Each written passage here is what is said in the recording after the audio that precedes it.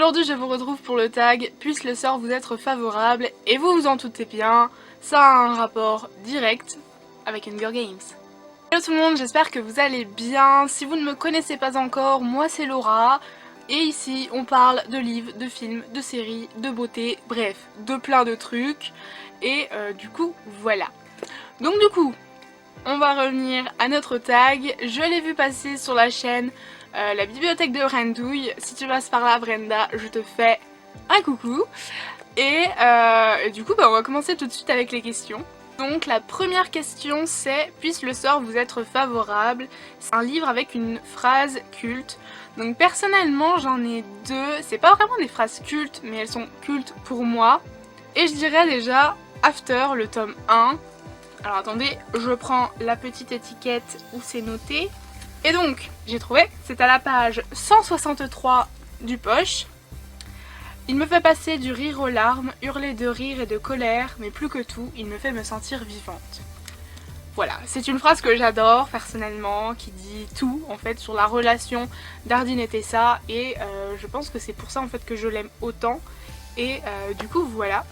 Et la deuxième qui a un lien avec également After et qui vient d'un classique, c'est bien évidemment Whatever our souls are made of isn't mine are the same, des Hauts de Hurlevent de Emily Brontë, qu'on retrouve dans After et qui est juste pareil, sublime, qui en dit long et voilà. Donc ici je l'ai en anglais, mais voilà, enfin les Hauts de Hurlevent quoi.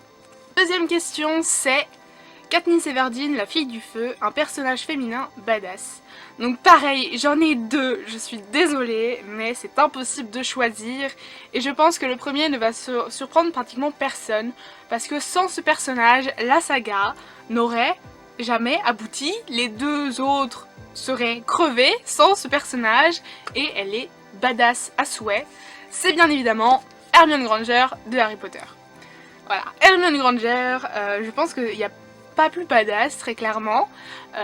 Voilà, donc Harry Potter je ne le présente plus, ici je l'ai en anglais et voilà, enfin je ne présente plus ces romans parce que voilà. Et le deuxième qui est en plein dans la période où nous vivons avec malheureusement le racisme, avec toutes les manifestations, je parle trop vite, avec toutes les manifestations qui ont lieu aux États-Unis principalement, et bien c'est bien évidemment Tar de The Hate You Give ou La Une qu'on donne ou que l'on donne, je ne sais plus, en français, qui est aux éditions Nathan il me semble. Et donc tous les liens des livres, enfin tous les livres seront cités dans la barre d'infos et vous aurez les liens si vous voulez les découvrir. Donc voilà, donc je l'ai commencé, je l'ai pas encore fini parce qu'il est en anglais et sachant que c'est mon premier livre en anglais, j'ai du mal, j'ai pas tout le vocabulaire ni rien. Mais voilà, donc celui-là, si vous voulez vous éduquer sur le sujet du racisme et de tout ça, je pense que celui-là il n'y a pas mieux. Angie Thomas a fait plusieurs interviews à propos de ça et c'est juste terrifiant en fait tout ce qu'elle nous dit. Enfin c'est juste fou, enfin voilà. Donc The Hate You Give c'est un bon roman pour s'éduquer et je pense que Star, il n'y a pas plus badass. Enfin la meuf elle soulève une manifestation à elle seule. Enfin voilà, lisez-le pour comprendre, il est ouf. La troisième question c'est Pita Mellark, le garçon au pain, un personnage masculin que tu adores. Alors là il n'y a pas très grande surprise et là il y en a trois évidemment. Voilà, il n'y en a pas un, il y en a trois, bravo Laura. Je dirais déjà Ardine, le bad boy par excellence quoi en fait, très clairement. Enfin voilà quoi, c'est Ardine. Et sinon pour sortir un petit peu d'after, je dirais... Je vais enlever ça. Je dirais Trait de la lueur de l'ombre de Shainaz Deramoun, qui est juste un personnage qui est tout doux, genre qui est vraiment... qui est adorable et voilà. Et pareil, un autre qui est adorable et tout, c'est Adam dans Suicide tome 2 de Lisa Adou. Si vous n'avez pas vu le live que j'ai fait avec Lisa, je vous le mets dans le petit i juste ici. Dure 1h10, voilà, vous le regardez à votre rythme, il n'y a pas de souci. Mais du coup, on en parle pas mal. Et d'ailleurs, on n'a pas parlé d'Adam, on n'a pas tellement parlé des personnages. Mais voilà, donc pareil, Adam, il est tellement attendrissant et tout, et voilà. Question 4, Gail Hawthorne, le chasseur, un triangle amoureux que tu as aimé ou non? Et là je dirais les triangles amoureux entre Clary, Jace et Simon dans The Mortal Instruments. Ici j'ai le tome 1 qui est en anglais également. C'est un triangle amoureux qui est peut-être pas très fort, mais que j'ai quand même apprécié. Je suis pas tellement fan des triangles amoureux, mais celui-là ça peut aller. Donc voilà. Question 5, le Capitole, un livre avec un univers où tu aimerais aller. Et là j'ai cherché longtemps parce que je me suis dit, il faut un truc quand même où il y a quand même un petit peu d'action, mais pas non plus où tu risques de crever. Et j'ai fini par choisir l'univers de Sublime Créature, donc de Kami Garcia et Margaret Stoll. Il y a eu un film également que j'aime beaucoup. Et pourquoi ce livre? Parce que je pense, Sublime Créature, ça parle de sorcellerie, mais vraiment, ça, genre, sorcellerie, mais genre glamour, genre c'est vraiment, ça glamourise, je sais plus le terme, vraiment l'univers de la sorcellerie et tout. Et ce roman, il est juste dinguissime. Pareil, je l'ai en anglais, mais par rapport au film, du coup, je me base un peu. Mais c'est un truc de malade.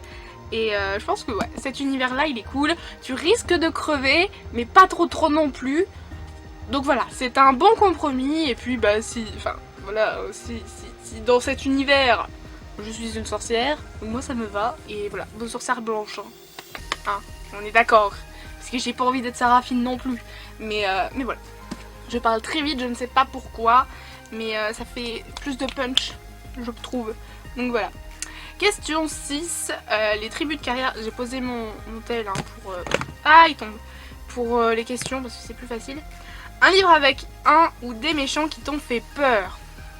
Alors là pareil, genre j'ai cherché et très longtemps.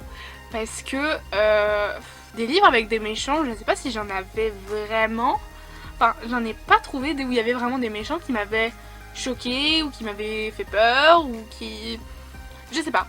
Et au final j'en ai trouvé un, mais vous allez comprendre, qui m'a pas forcément fait peur mais qui m'a choqué parce que l'auteur te fout ça comme ça d'un coup, on t'explique rien et t'es là, t'es en mode ok. Voilà, c'est Steph dans After, le tome 3. Voilà, donc spoiler alerte, hein, voilà, si vous n'avez pas lu, mais je pense que le délai d'expiration de lecture de After est fini, d'accord? Voilà, donc ouais, Steph dans le tome 3, voilà, elle m'a pas fait peur, quoique la meuf elle est un petit peu dans l'extrême quand même, mais ça m'a choqué en fait, parce que voilà, je vous laisse découvrir ça si vous n'avez pas encore découvert, hein, voilà.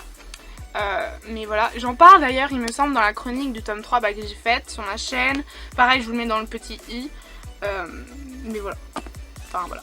Question 7, les tribus sacrifiées, la mort d'un personnage qui t'a fait pleurer. Là pareil, il y en a deux. Je dirais déjà dans le tome... On va le prendre à l'endroit, c'est mieux. Dans le tome 3 du labyrinthe, donc le remède mortel de James Dashner. Ici je l'ai en poche parce que les couvertures sont sublimes en poche. Je n'ai pas besoin de préciser quel personnage. Si vous avez lu, vous savez, et je crois que il me semble que j'ai pleuré en fait. Il me semble que j'ai pleuré. Mais en même temps, voilà quoi. Et sinon, une autre mort qui m'a un petit peu chamboulée. Pareil, hein, le délai d'expiration pour les avoir lus est fini, d'accord? Donc, hein, on ne me tape pas dessus s'il vous plaît. C'est la mort de Richard en fait dans After. Donc c'est pas dans celui-là, hein. Très clairement c'est dans le dernier tome. C'est dans le dernier tome? Oui il me semble. Et voilà, c'est un truc de malade. Et je crois il me semble que j'avais pleuré parce que genre on s'était accroché à lui et puis là voilà. Donc bref. Ensuite, question 8. Les baies de Suro, un plot twist qui t'a retourné le cerveau. Alors là les gars, oh mon dieu, le blanc total. Quand j'ai vu cette question, j'étais en mode oh merde, oh shit guys, seriously. Mais j'en ai pas, je sais pas. Je pouvais pas dire After le tome 1 parce que je me doutais de ce qu'il y avait derrière. J'ai cherché et en fait, faut savoir que je me base toujours sur mes bibliothèques, mais que je ne pense jamais aux livres que j'ai lus sur ma liseuse. Voilà, bravo Laura, évidemment.